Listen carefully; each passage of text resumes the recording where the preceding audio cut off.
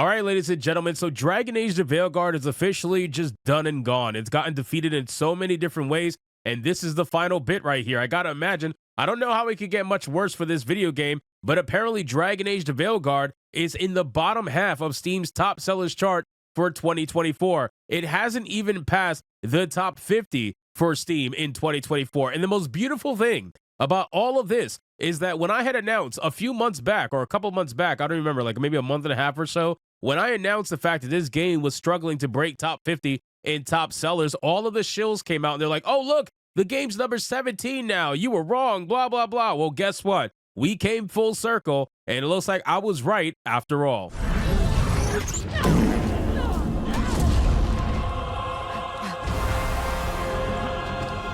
Yes! Yes! Yes! Yes! Yes! Yes!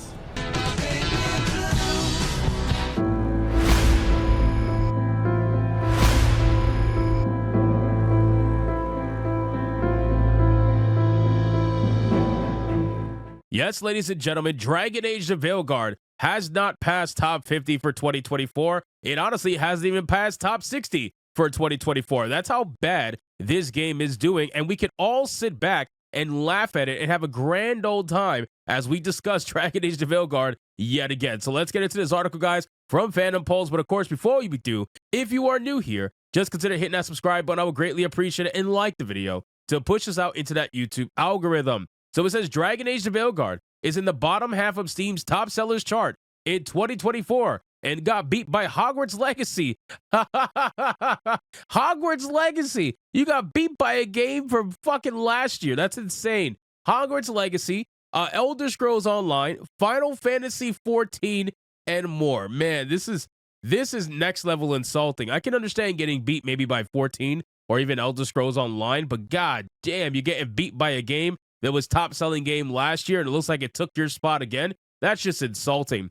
Steam released their Best of 2024 charts, and it reveals that Hogwarts Legacy, among 50 other titles, sold better than Dragon Age the Veilguard. In Steam's Best of 2024 charts, the company organized video games based on total gross revenue earned from January 1st of 2024 to December 15th of 2025. It also separates the games into 4 different buckets: Platinum, which is 1 through 12, Gold, 13 to 24, Silver, 25 to 50, and Bronze, 51 to 100.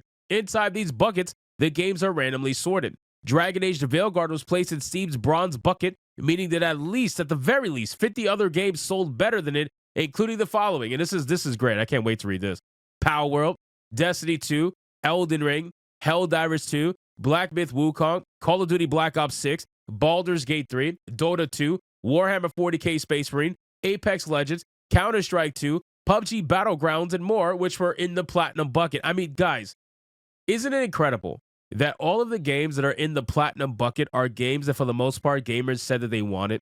Isn't that an amazing thing, right? You got Power World, Destiny 2, Elden Ring, Helldivers 2, Black Myth, even Call of Duty. Like, you have all of these games out here that very clearly are what gamers want, and then you have Dragon Age the Veilguard trying to pretend as if they're the #1 game in 2024. Trying to pretend as if all of these journalists out there are supposed to be taken seriously when they give this game a 9 out of 10, or when they say this is the #1 game of 2024. I mean, how are we supposed to take this shit seriously? I mean, what are we really supposed to do here? Then it says other games that had higher grosses than Dragon Age the Veilguard include the following: Warframe, The First Descendant, Cyberpunk 2077, Path of Exile, Dragon Ball Sparking Zero, Throne and Liberty, which were all in the gold bucket. And even these games, even these games are what games that gamers said that they want. So it's just amazing. It's amazing that it doesn't really matter, right? Like, if you look at all of these top-selling games, this is where the money's at. And these dumb motherfuckers just absolutely refuse to acknowledge it. They look at it and they're like, yeah, no, we're going to just do what we want. We don't really believe any of this shit. You know, it's like, what are you talking about? Look at the top-selling list on Steam for 2024 and then sit there and tell me that you want to put some ideology bullshit into your game like Dragon Age the Veilguard did. It makes absolutely no sense. Then the silver bucket included Grand Blue Fantasy Relink, Dragon's Dogma 2, Rainbow Six Siege, Ghost of Tsushima Director's Cut, Red Dead Redemption 2, Hogwarts Legacy, Mana Lords, Tekken 8, Fallout 76, Final Fantasy 14, The Elder Scrolls Online, Grand Theft Auto 5, and others. Bro, what the fuck is with Grand Theft Auto 5 still being in a top seller? I mean, that is disgusting. Seriously, it is disgusting. Grand Theft Like, we need to let Grand Theft Auto 5 die at this point. It's insane how much this game sells and gets resold over and over and over again. It's so wild. But you know what? Listen, it's a game that gives gamers what they want. So is it really that shocking to see a game like Grand Theft Auto 5 continue to be in the top sellers list for damn near a decade? It's disgusting.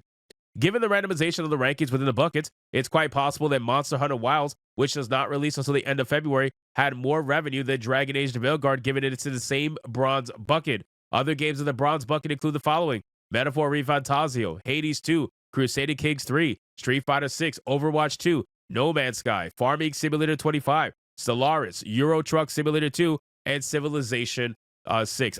Guys, I mean, look at this thing. Look at it.